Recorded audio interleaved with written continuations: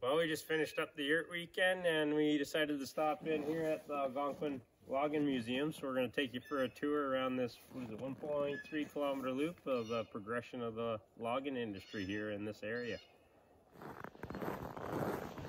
So we've left our yurt and we were on our way out, but we decided to stop in the logging museum. We're on a little 1.3 kilometer loop with a bit of history. So there's the big lodge or whatever. There's a lot more going on here in the summertime, but they have little write-ups. You can pause it if you want to read that. It's quite the look at the length of that. I'm not very good at guessing, but that's gotta be nearly 60 feet wide. Bet you it's maybe 50. Still pretty big. Oh, we sure. Oh, phone's bringing in the light pretty good here. Description of the log walls. Little basin for sharpening stone. That's a hand crank one instead of the foot. Little tool rest. Pretty neat.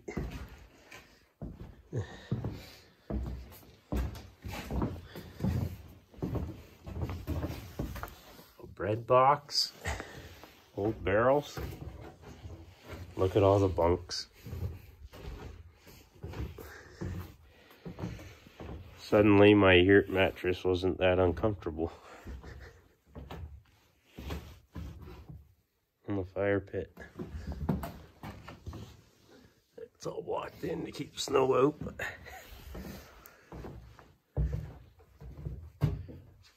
like, look at the roof even. It looked like they have the logs. I mean, you can't see because of the lighting, but the logs are halved and it's flat on top, and they do have some sort of board up there. Pretty cool.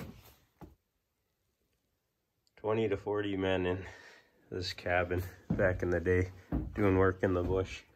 But I just noticed it's cedar roof, and they even used right down to the ground where cedars are generally hollow. And they just bridged the gap with the boards.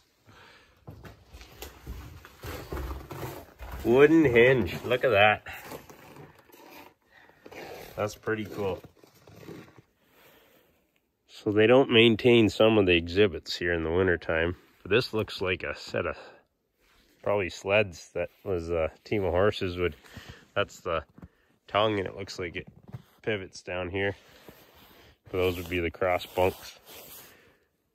I wonder what the sled weighed on its own. This is exhibit 2. Look at the hinges. That's wild.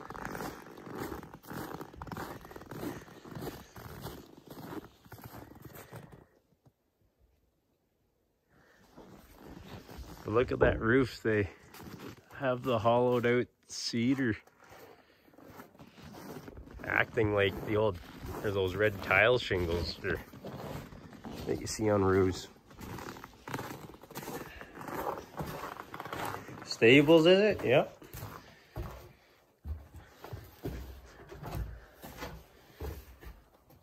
Grain boxes. 4 stable. All wooden floor. Wow, that's cool. They were like straw harnesses and wrapped in leather. The old T-bar. A bigger T-bar. That's pretty neat. These ridge beams actually look not from this era. They almost look like, the other cabin had them too. They almost, these ones here look like modern hydro poles. I wonder if they've had to repair them just for the exhibit. Even this top one, and there's 2 over there. That crosser too. Pretty cool. This is exhibit 3. It's all the tools used for squaring up timbers. I don't know if you guys can see in there. I'm gonna pause it and give a read, but the displays are all covered in snow, so this one looks fairly complete. And this one was the beginning process. But the old offset bearded axe for hand hewing. I love the look of the square timbers hand hewn. The old barn at the farm was like that. Exhibit 4, she's a little frosty, but it's getting the logs out, and is how they loaded them up. So a team of horses in that picture, but look at the size of this timber. Like, we don't have this here anymore. I don't know how big that is. That's got to be 36 inches across. So they set up a couple rails. That's the sleigh the horses would have pulled. And they'd have this big, so that was just stabbed in. That's a big spike there, and then a safety screw. Modern screw, that is. Cable system. Probably, is it a winch? Oh, breaking through the snow. Deep snow, boots are full. Look at that old school winch system.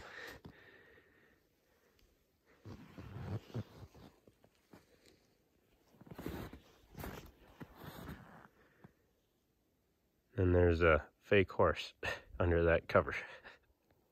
Exhibit 5, plowing and icing the roads. Never even knew this was a thing. So it looks like they had a very old era V plow.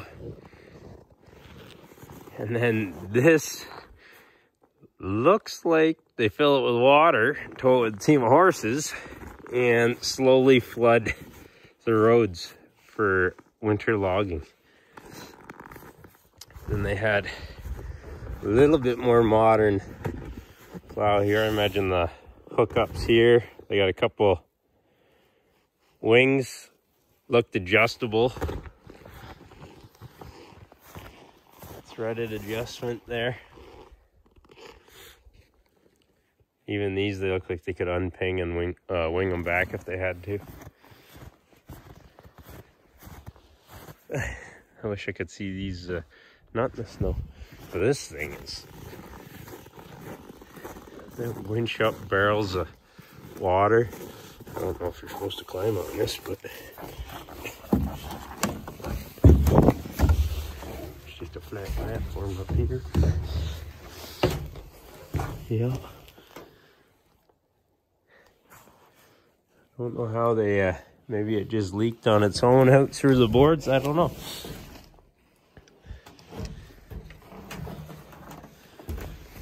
Don't know what this is for either. There's one on each side. Maybe that's what they let the water out with. That was a plug for a hole in the bottom. So I just crawled underneath, and that round peg there is the ones that were up top. So there's one on each side that's pretty well in line with their skis. So I imagine there's a dual reservoir with the divide right in the middle where the barrel went up and over. So this one flooded ice on this side ski, and that guy up there pulled the pin out here and would have flooded this side. That's pretty cool. Exhibit 6, that's worth giving a pause and giving that a read.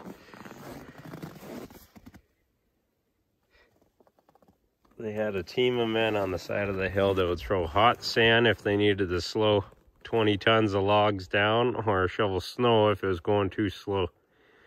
Then they started coming up with cable setups to lower the sleigh down slowly and controlled down steeper hills. And there's a display of a cable setup under there attached to a load of logs coming up a hill. 20 tons the horses would haul. Jeez. The old Scandic. Not quite 20 tons.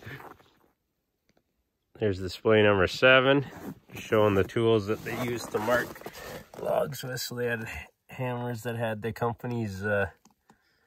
It's hard to see through the glass. But they would haul out logs onto the ice in the winter time and leave them all there till the ice melted, and then they'd run them down the waterways. And it looks like we have an old steamboat over here we're coming up to. And then they'd have the log rollers run things down the river in the waterways. Display number 8. Cadge crib on the Petawawa River.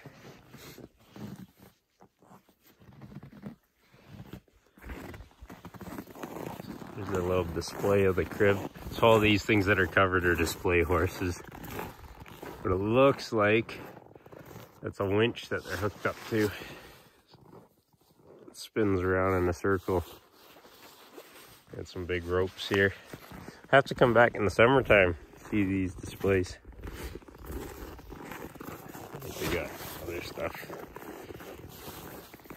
buried. It's a neat walk if you ever get the chance to come check out the Logging Museum in Algonquin Park, Ontario. A water wheel boat. I don't know what the official term would be. Pretty neat display. Big winch up front. The alligator. That's what they call it. Yep. Wow. Icy. Look at the winch. Steam powered winch, I'm guessing. Steam generator. It'll be for your drives here for the water wheels and your winch. That's pretty cool. Nope, falling.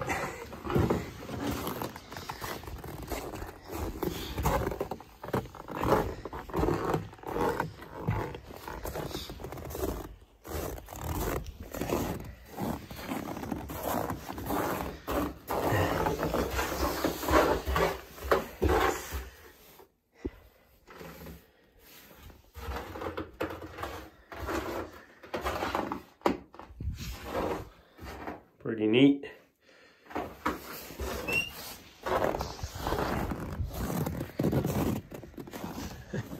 Steam stack.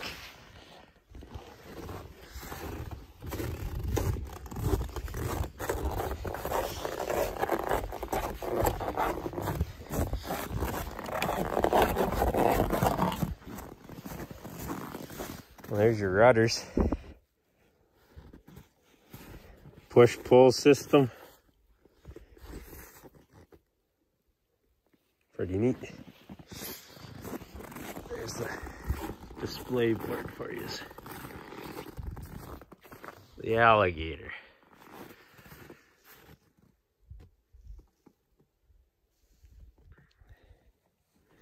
And some of these displays are covered up in the winter. The Pointer, the most famous river drive craft.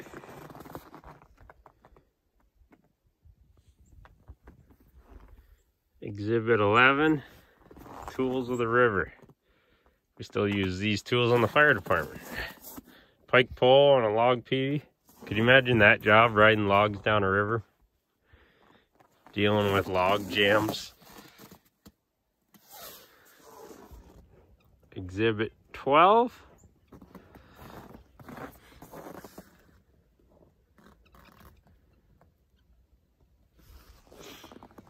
There's a little display of a log chute. Covered in snow, obviously.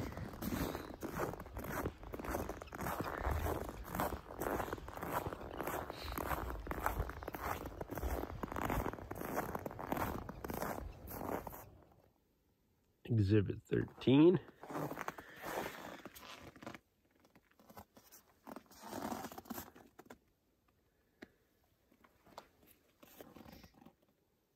Exhibit 14. Just a little blurb about crosscut saw and the invention of the rakers to prevent jamming up. Me and my brother tried cutting about a 36 diameter ash tree with one of those that I sharpened, and that's not easy work either. Saw log camp. So a little bit more modern than the first camps. They got chinking on these ones. It looks like some sort of asphalt material up there. Looks like stables again here. Six stable cabin.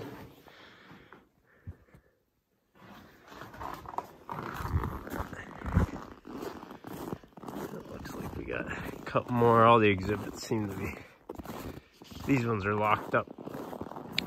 Looks like they got a dinner triangle there. Mom used to run that at the farm, and then I went to a dinner bell.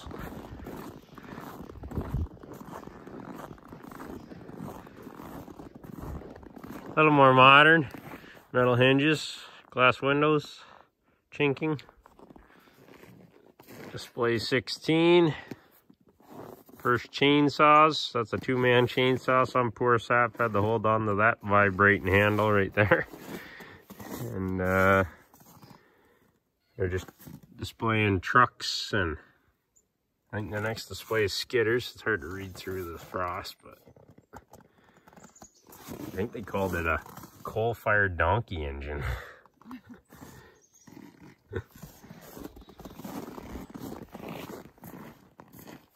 So they're just showing the progression of the logging industry.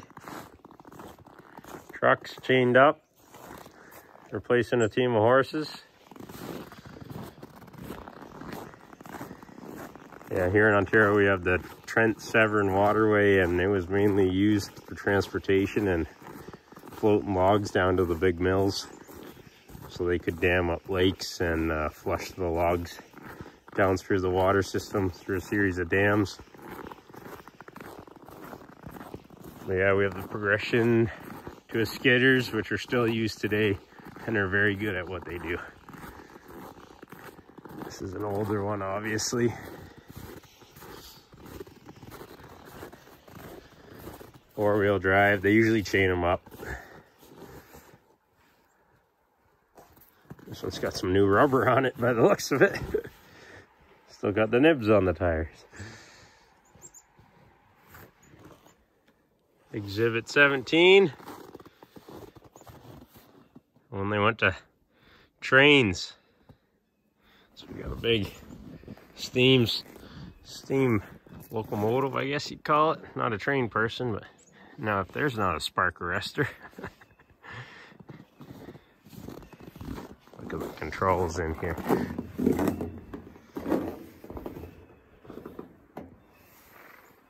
Simple and effective.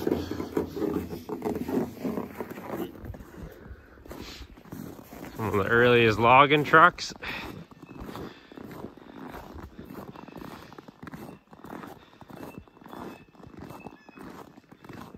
Bunks would fold down from the sides, it looked like.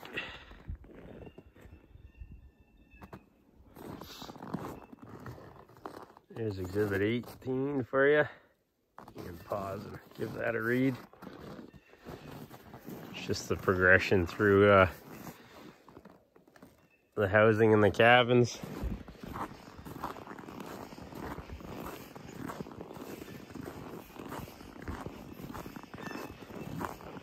And we got 19 here. I'm not sure how many more displays there are, but